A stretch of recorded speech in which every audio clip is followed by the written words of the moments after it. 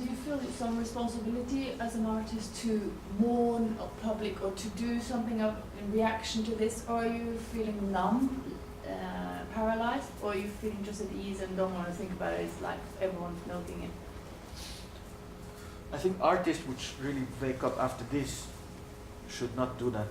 They should continue sleeping as they have done, if you ask me. And this actually was a discussion also in Litteraturens Hus with Ulrik, the filmmaker and the comedian and the director of National Theatre, Hanna, and Aftenposten. And I was so provoked because in a way Aftenposten asked this question: are we going to see more political art now being made after? And I was just saying like, why? And Ulrik was saying yes, and I was like, and at certain point I said to them, I'm sorry, Aftenposten, you're asking a question like such a stupid. It's almost like that there's never been a political art made in Norway, and now we have to start, which talks a lot about art business in Norway. But I mean, I think we're going to see the extremely bad theater piece at a certain point, with people running around and hiding under some bushes and stuff. And this I really think at a certain point some theater would, probably Norske will do it, like this kind of. At a certain point, and then you will see that, this director saying, don't you think it's bad to talk about this? But I think very important for our society to move on, and I think theater has a function within our society to do it. But actually they don't. They're just gonna. I think we really have a challenge, and the challenge is not in Norway. I think the challenge is in Europe to find limitation and to find where are our problems within our society, because I think what I understood after the 22nd of July, that many people think we have a great place, and we had this text that came out in Aftenposten, all the good thing with Norway, that's not the point. I know that I have much better than many other countries. That's not the point. The point is that to be able to develop and to continue to find, we have to find our problems. I mean, this is just, we have to find where, and yes, I mean, again, 22nd of July also shows that people were saying, I'm so happy that it's not a foreigner. I even thought it myself, I wrote in the text, just after the attack, I was in a noodle pie here in Grünerløkka, and there is this Pakistani guy in summer which always bikes extremely, very nice with his traditional clothing, and he bikes very slowly, long beard, Taliban looking. And I saw him, and I was like, after the attack, I was thinking, God, you're a tough guy. You're a really tough guy, daring to bike like this these days. And, after this attack in Grünerløkka, so slowly. This was my thought. Because even I thought, it could be some foreigner fuck which went bananas. At the same time, in a way, I knew it could not. It must be some crazy guy. It cannot be this. It cannot be this kind of politically, really. It cannot be Al Qaeda that they talk about, because. In a way, I wrote also about, I was in this lottery place in Grünerløkka, and the guy said to me, Al Qaeda has taken responsibility for it. And I said, this cannot be Al Qaeda. He said, yes, but that's just a game. They cannot be. And he says, why? I said, because it's not theatrical enough. They would take the castle, all Stortinget, these two. They will not take it, regjeringskvartalet. Who gives a shit about that place, actually? Really, it's not theatrical enough. You will not make a big bang out of it. It's not going to make a good movie to put on YouTube. So, I mean, these people know what they do. They know their need. I mean, this is something I think Western society has on. When I also talk about Iran sometimes, some Iranians get mad at me when I call the Prime Minister or President, Ahmadinejad, one of the best politicians existing today, as a politician. And they get mad at. I'm not talking him that he's a great guy and he's a bastard. It's not about this. It's just that he really knows how to deal with Western media. And so there are certain things that these guys know pretty well. I mean, we see it in Tunisia now.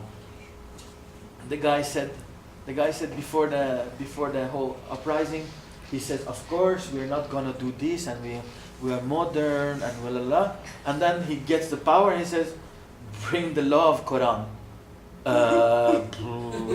We didn't thought you're gonna do this. of course, I mean, just like they know what to say to game, like this kind of games. So anyway, coming back to the point is that I heard many people say that we are so happy that it's not a foreigner who's doing that.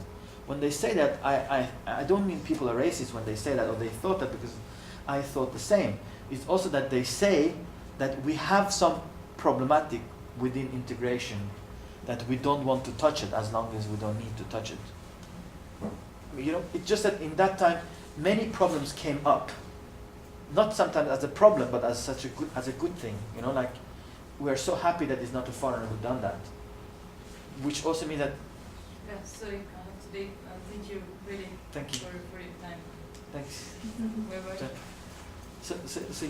So it means that we really have integration problem, and we don't manage to handle it. That's why I think we say that we are so happy. Well, I think our government deal with it very differently. I mean, I felt really proud of the government, extremely proud. Not because of this word that he gave, because I mean this word, we will answer this with more democracy. I mean, he's a politician. He had 50 people around him to think for him, however touched he is. I mean, they are not stupid guys, He knows. I mean, because like another thing I was thinking after 11, 12, 20 seconds, it was this kind of, fuck, why don't they bulldozer FRP now down? This is the day. We should fuck these people up. I mean, we should have thrown them out of, parliament and say no way. Because in my idea, and still today, they are the starting point of that product. Yeah. This is I'm not saying they have done it, but this is the starting point of the product. This is an extreme product of this way of talking. And somebody should take them, really put responsibility on them. That the moment you really fire under hatred, that's what you will get. In one way or the other, you could get a Muslim guy who get bananas or this guy, it's one way or the other. You just hit the both. So basically, but at the same time, when I'm thinking about it, Norway, the politics in Norway, how they think, can you imagine if Jens came out and said, Siv, I will never talk to you anymore, and you're not, because you are a terrible politician. Everybody will go against Jens and will follow Siv. Because this is how we function in Norway. You talk bad about the person very open, you attack, we always go with the victim, even if the victim is the wrong one. This is how this is how we have, at least grow up, at least understand Norway after 23 years. This is how it is, you don't talk bad like this. This is the way, politeness, compromise, like this kind of thing. So his strategy was amazingly good, and I think the way they talked and stuff, so I think the government handled it extremely well. It was just a bit too much mourning, but okay. I really felt again, that comes because also we don't know, again, the society don't know when to stop. When we did the mass, we all went into the street, we carried the thing, and we had the speeches in Youngstown. That was done, finished. Let's go back to work now. But I think since we are not so used to mourning, and then the morning came, because there is this joke. I had a Portuguese girlfriend once, and I had this image, this idea that Portuguese are very melancholic, So and we had this joke with her, that cliche that Portuguese are so melancholic, and they were talking that with me, and she said that, but also Persians are melancholic, aren't they? I said, yeah, but there is a difference. And she said, what? I said, when you Portuguese are melancholic, you really get down into it, and you really go deep, and you really become heavy.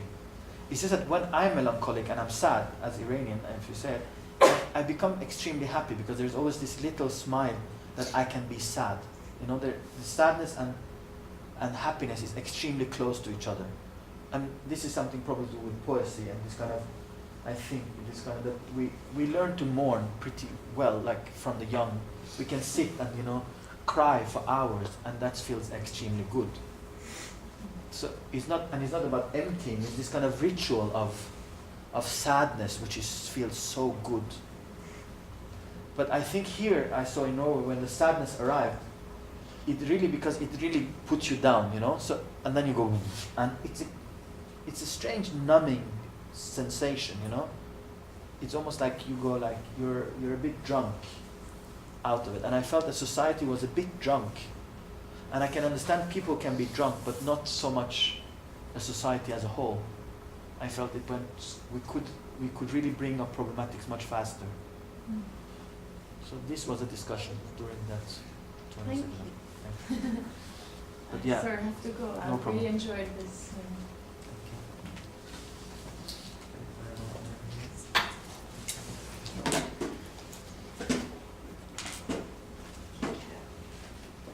More questions?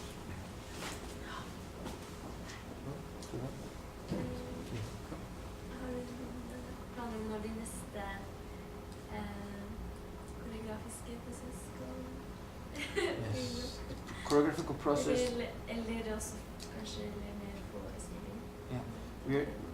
We are doing now we have a premiere in Dunson's house next end of January. But that's the performance which is a bit strange because we have 3 live Persian musicians and 5 hip-hop dancers and 5 dancers that I work with contemporary dance. So we're going to mix it together. And the idea of it, I don't know really how it will. I mean, we have these Persian musicians for a week here now. And they're amazing musicians. What kind of instruments? They play, oud is not so much Persian actually. They don't use oud in Persian music that much. We use setar. I mean, they use it sometimes now, but actually it's not the Persian. No, oud. Oud is Arabic mainly. So you have setar, which is basically 4 string, very like it's ball and a long. And then santur, which is This one? yeah, they look like that. And then drums. I mean percussion. You have daf, which is very big drum thing, and behind it is strings. That's very special sound. Stuff. And they use ney, which is flutes, you know, Iranian flutes. Yeah, this kind of instruments.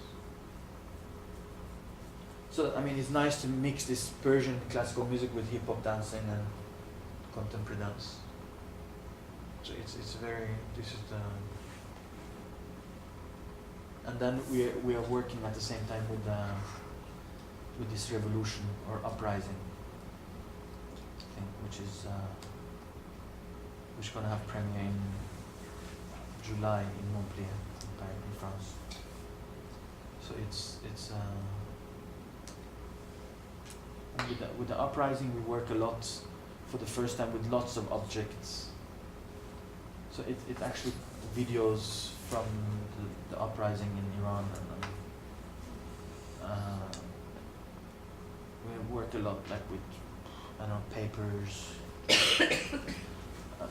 I can show you these things maybe just a bit if you can come over here, or I don't know if it's I don't know if you see it if I do it like this.